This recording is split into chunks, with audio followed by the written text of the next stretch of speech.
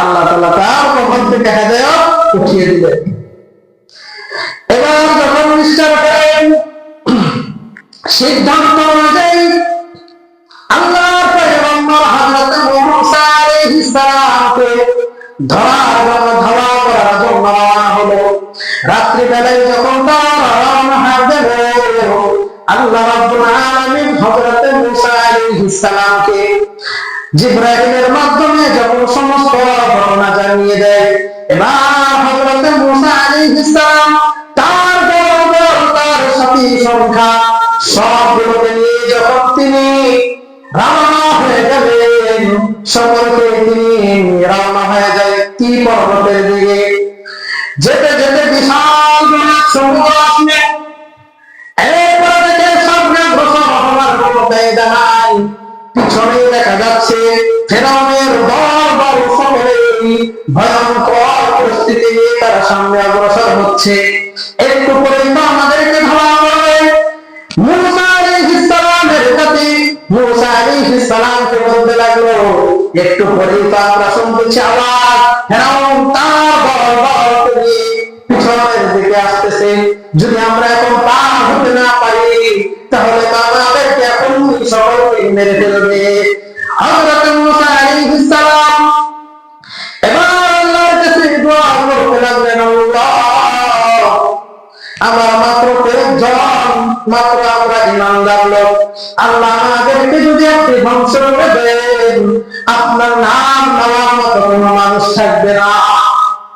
আল্লাহ রাব্বুল আলামিন এবার হযরত মুসা আলাইহিস সালামকে আদেশ করলেন, হে মুসা আবরিক বিআসাকাল বাহর, হে মুসা তোমার হাতের মধ্যে যে লাঠি রয়েছে এই লাঠি দ্বারা তুমি সমুদ্রের মধ্যে আঘাত করো।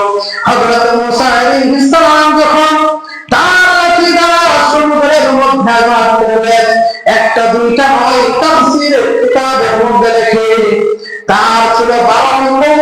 প্রত্যেকটা জাতির জন্য আল্লাহ তাআলা সমুদ্রের মধ্যে 12 রাস্তা তৈরি করে দিলেন। মুসা আলাইহিস সালাম এবং তার দল সকলের জন্য ওই সমুদ্র পার হয়ে গেল।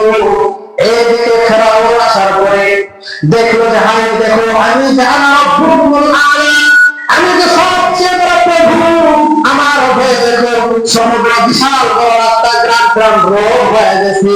তোমরা কি চিন্তা করবে না সকলেই এই রাস্তার মধ্যে ঝাঁপিয়ে পড়ো।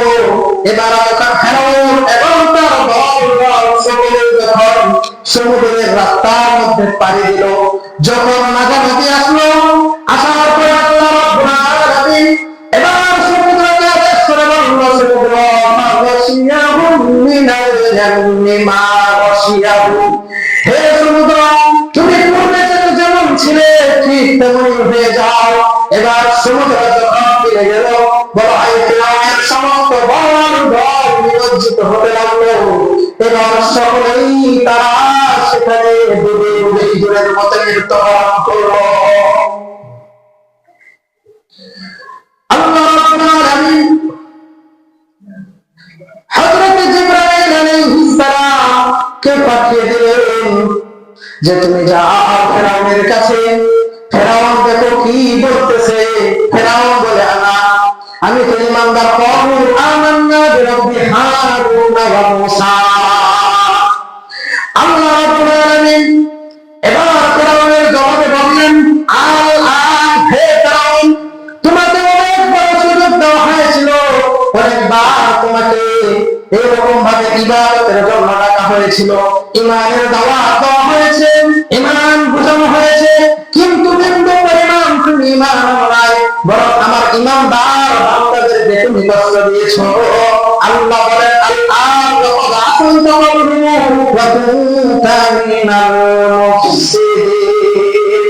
আল্লাহ বলেন, হে ফেরাউন এখন কিসের ঈমান?